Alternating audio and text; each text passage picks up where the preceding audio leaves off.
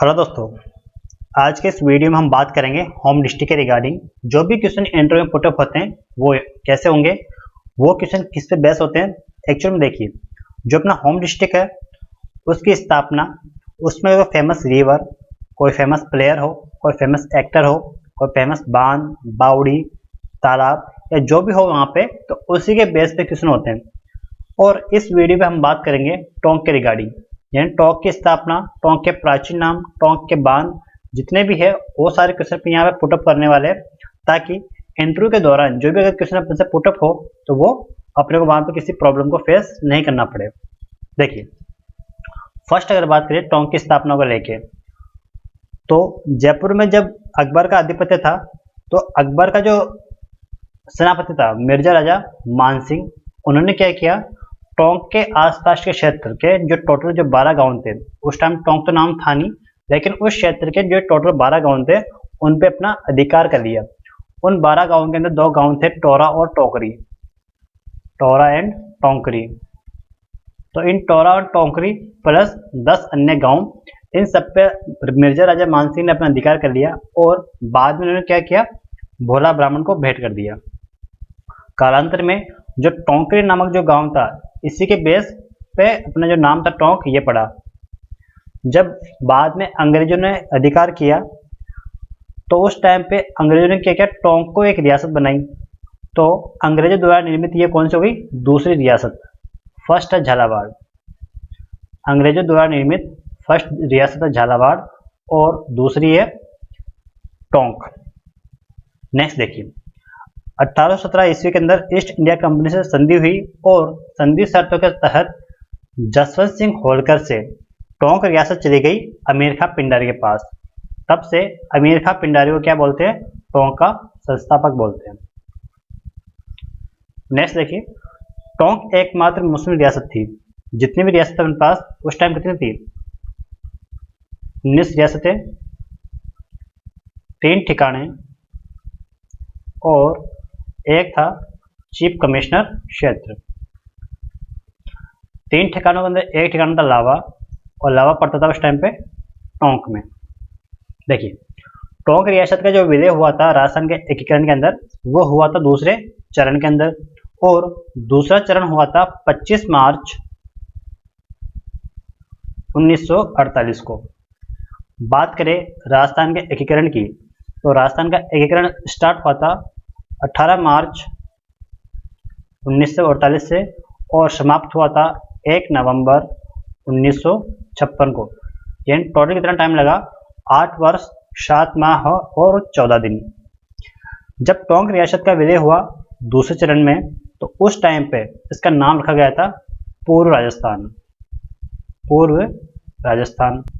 और इस टाइम पे जो प्रधानमंत्री थे, प्रधानमंत्री वो थे गोकुलाल असावा।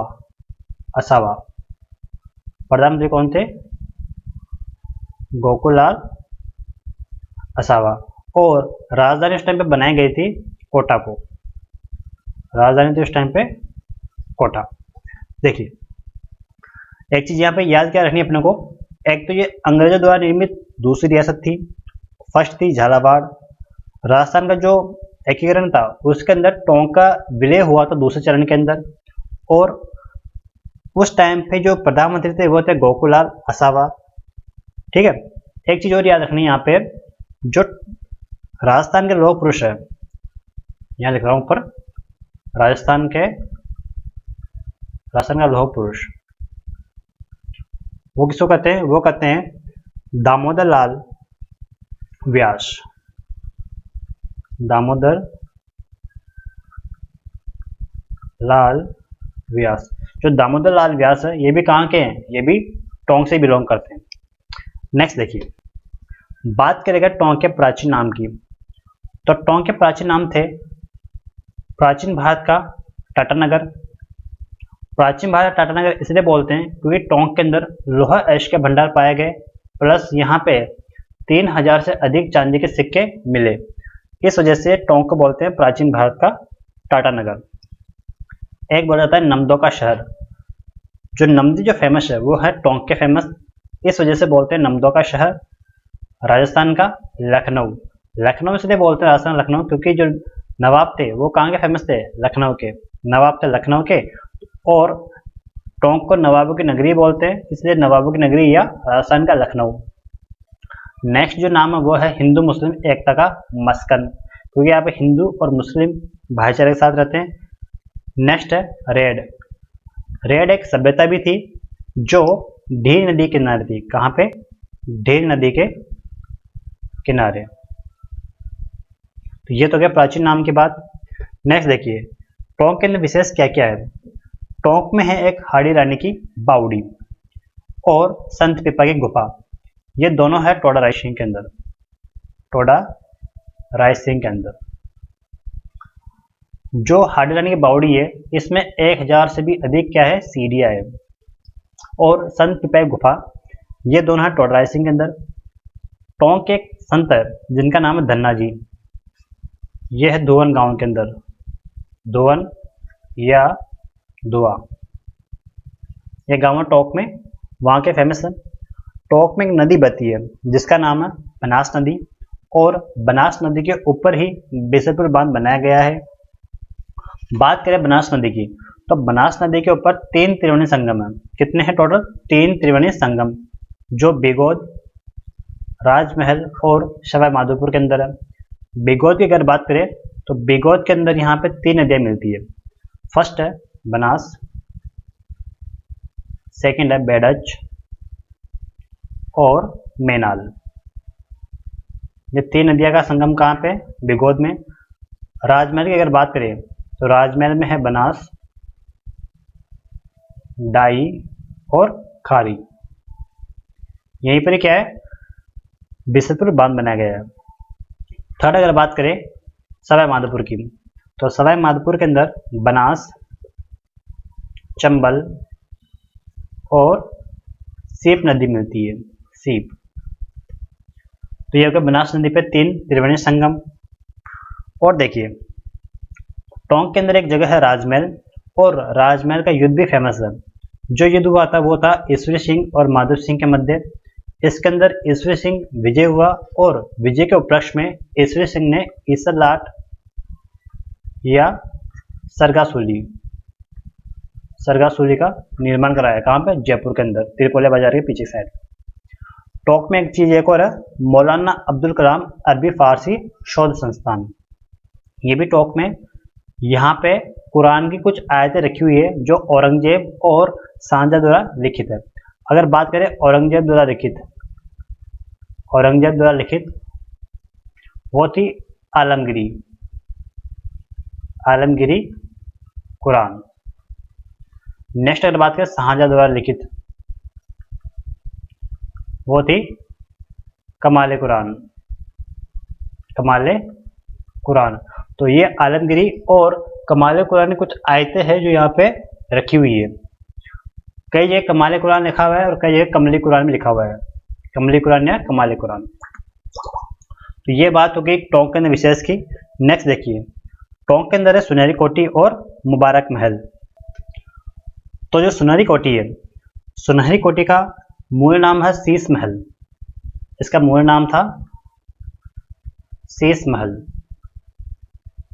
और इस शीश महल का जो निर्माण करवाया था वो करवाया अमीर खां पिंडारी ने। ये जो शीश महल है 2 मंजिला है, फर्स्ट मंजिल और सेकंड मंजिल। बात करें फर्स्ट मंजिल के निर्माण की, तो फर्स्ट मंजिल का जो निर्माण करवाया वो करवाया अमीर खां पिंडारी ने, अमीर खां पिंडारी। और ये निर्माण करवाया था उन्होंने 1824 ईस्वी के अंदर। और फर्स्ट मंजिल का निर्माण करवाया अमीर खां पिंडारी ने, जबकि इसका समापन जो करवाया था, समापन की अगर बात करें तो वो करवाया था वजीर खां दौला ने, वजीर दौला खां 1834 के अंदर, 1834 ईस्वी के अंदर। बात करें सेकंड मंजिल की, ये जो सेकंड मंजिल है, सेकंड मंजिल का निर्माण करवाया इब्राहिम खां, और ये निर्माण करवाया था 1870 ईस्वी के अंदर। इब्राहिम खाई थे जिन्होंने इसके ऊपर, यानी कि जो सुनहरी कोठी थी, इस पे स्वर्ण की नक्काशी करवाई। और इसी को नाम दिया सुनहरी कोठी। पहले जो नाम क्या था, शीश महल था, लेकिन इसमें जब सुनहरी मतलब स्वर्ण की जो नक्काशी करवाई थी इब्राहिम खान ने, उसके बाद शीश महल से इसका नाम कर दिया गया सुनहरी कोठी। नेक्स्ट अगर बात करें मुबारक महल की, मुबारक महल टॉप में है, और दूसरा मुबारक महल जयपुर के जो चंद्र महल है सिटी पैलेस, वहाँ पे स्थित है, जो 5 मंजिला है। जो सिटी पैलेस वो कितना है, 5 मंजिला है, जिसमें से एक मंजिल का नाम क्या रखा गया, मुबारक महल। और वो निर्माण करवाया था, जयपुर की बात करें वहाँ पे सवाई माधो सिंह द्वितीय ने निर्माण करवाया था। जबकि अगर बात करें मुबारक महल टोंक की, तो इसका जो निर्माण करवाया वो निर्माण करवाया था अमीर खां पिंडारी ने, अमीर खां पिंडारी ने। और निर्माण कब करवाया था, यहाँ पे ईद के अवसर पर ऊंट की बलि दी जाती थी।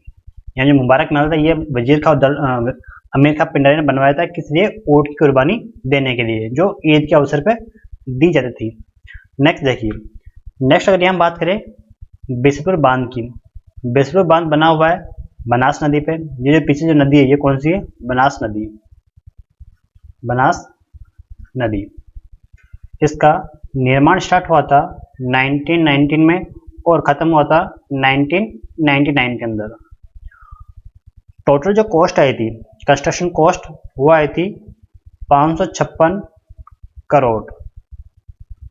और ये जो फंडिंग मिली 556 करोड़ जो मिला इसको बनाने के लिए, वो मिला था एशियन डेवलपमेंट बैंक से और जापान इंटरनेशनल कॉरपोरेशन एजेंसी, यानी एशियन डेवलपमेंट बैंक और जापान इंटरनेशनल कॉरपोरेशन एजेंसी, इन दोनों के द्वारा फंडिंग की गई थी बिसलपुर डैम को बनाने के लिए।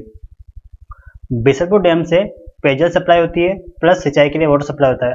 अगर बात करें पेयजल की, पेयजल की यहाँ बात की जा रही है, तो पेयजल के लिए यहाँ से जयपुर, अजमेर, टोंक, सवाई माधोपुर और भीलवाड़ा, इन जिलों के अंदर वाटर सप्लाई की जाती है। भीलवाड़ा के जो यहाँ पे जो सप्लाई होती है वो होती है ट्रेन के थ्रू, जबकि जो अदर जिले हैं जयपुर, अजमेर, टोंक, सवाई माधोपुर, यहाँ पे पाइपलाइंस के थ्रू वाटर सप्लाई होता है। जबकि भीलवाड़ा के अंदर अजमेर से एक ट्रेन जाती है जिसके अंदर 15 वैगन्स होते हैं और हर वैगन के अंदर 2.5 मिलियन लीटर वाटर भर के अजमेर से भीलवाड़ा बाय ट्रेन पहुंचा जाता है। ठीक है, बात करें बिसलपुर डैम की हाइट की, तो इसकी हाइट है 39.5 मीटर। बात करें इसके लेंथ की, लंबाई की, इसकी लंबाई है 576 मीटर। और बात की जाए इसकी स्टोरेज कैपेसिटी की, तो बिसलपुर डैम की स्टोरेज कैपेसिटी है 1100 मिलियन क्यूबिक मीटर। और अगर बात करें इसका स्टोरेज लेवल की अगर बात की जाए तो वह है 315.5 मीटर के अंदर। बिसलपुर डैम में टोटल 18 गेट है, जिनकी अगर डायमेंशन की बात की जाए तो वो है 15 मीटर मल्टीप्लाई बाय 14 मीटर। ये है इसकी डायमेंशंस। यहाँ से सिंचाई के लिए 2 नहरें निकाली गई है, 2 नहरें निकाली गई सिंचाई के लिए। और देखिए, जो बिसलपुर शहर का जो बिसलपुर बांध का जो भराव क्षेत्र है, इसका भराव क्षेत्र जो पीछे जो भूमि है जो पानी में डूबी हुई है, ये कितनी है, इसका भराव क्षेत्र। नेक्स्ट आता है यहाँ पे वनस्पति विद्यापीठ। वनस्पति विद्यापीठ थी, इसकी स्थापना हुई थी 6 अक्टूबर 1935 को। और संस्थापक थे पंडित हीरालाल शास्त्री। और जब इसकी स्थापना हुई थी उस टाइम नाम रखा गया था शांताबाई शिक्षा कुटीर, यह था नाम स्थापना के समय। देखिए, बाद में जो नाम पड़ा, पहले था शांताबाई शिक्षा कुटीर, बाद में नाम रखा गया वनस्पति विद्यापीठ। यह नाम रखा गया था 1942 में। और 1989 के अंदर इसको एक डीम्ड यूनिवर्सिटी के अंदर कन्वर्ट कर दिया गया था। ठीक है, ये चीज हो गई अपने पास सरस्वती विद्यापीठ की। और अगर कुछ अन्य बात करें टोंक के अंदर क्या क्या और फेमस है, तो टोंक का एक हाथी बाटा है। हाथी बाटा ये भी फेमस कहाँ का है, टोंक का है। हाथी बाटा होता क्या है, ये एक चट्टान होती है, चट्टान को एक हाथी की जो प्रतिमा है वो बनाई गई है उकेर के। एक हाथी बाटा अजमेर के अंदर भी है, और दूसरा कहाँ है, गुमानपुरा टोंक में है। ये भी कहाँ का फेमस है, अजमेर और टोंक का। तो हाथी बाटा फेमस है टोंक का। अगर बात की जाए टोंक के अंदर है। नेक्स्ट देखिए, यहाँ पे जो टोंक में शैली फेमस है वो है चार बेत शैली। चार बेत शैली ये होती क्या है, देखिए चार बेत शैली का संबंध भी टोंक से है, और युद्ध के दौरान सैनिकों का उत्साह बढ़ाने के लिए दोहे गाए जाते थे, उन दोहों को बोलते हैं चार बेत शैली। और राजस्थान में इस शैली का एकमात्र केंद्र था टोंक, और इसका जन्मदाता कौन था, करीब खां। करीब खां। यानी कुल मिला के बात की चार बेत शैली की, तो युद्ध के दौरान सैनिकों का उत्साह वर्धन करने के लिए जो दोहे गाए जाते थे उनको बोलते हैं चार बेत शैली। टोंक के अंदर और भी फेमस बांध है, वो है टोरडी सागर बांध। टोरडी सागर बांध। ऐसा कहा जाता है कि जब टोरडी सागर बांध के सारे फाटक जो दरवाजे अगर वो खोल दिए जाए तो बांध के अंदर पीछे एक बूंद पानी की बस्ती नहीं है। नेक्स्ट है गलवा बांध, और यहाँ पे एक मासी बांध। मासी बांध। और यहीं बात की अपनी मेले की कि टोंक में कौन कौन से मेले फेमस है, तो देखिए एक मेला बिसलपुर का मेला है, बिसलपुर मेला, क्योंकि बिसलपुर जो बांध है उसके समीप में गोकर्णेश्वर महादेव का मंदिर है, जहाँ पे रावण ने 6 माह तक भगवान शिव की आराधना की थी। तो यहाँ पे भी एक वैशाख पूर्णिमा को मेला भरता है। सेकंड है डिग्गी कल्याण जी का मेला। डिग्गी कल्याण जी का मेला, ये मालपुरा के पास में डिग्गी जो गांव है वहाँ पे, यहाँ पे 3 वर्ष में 3 बार मेले भरते हैं, वैशाख माह का पूर्णिमा को, भाद्रपद माह में, और श्रावण अमावस्या को। एक है देव नारायण जी का मेला। देव नारायण जी का मेला,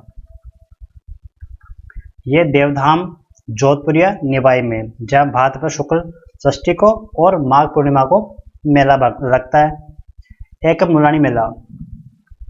मुलानी मेला जो डिग्गी मालपुरा में है। और नेक्स्ट है पीपलू मेला, ये पीपलू गांव के अंदर है। आज के लिए इतना ही, मिलते हैं नेक्स्ट वीडियो में। Thank you for watching.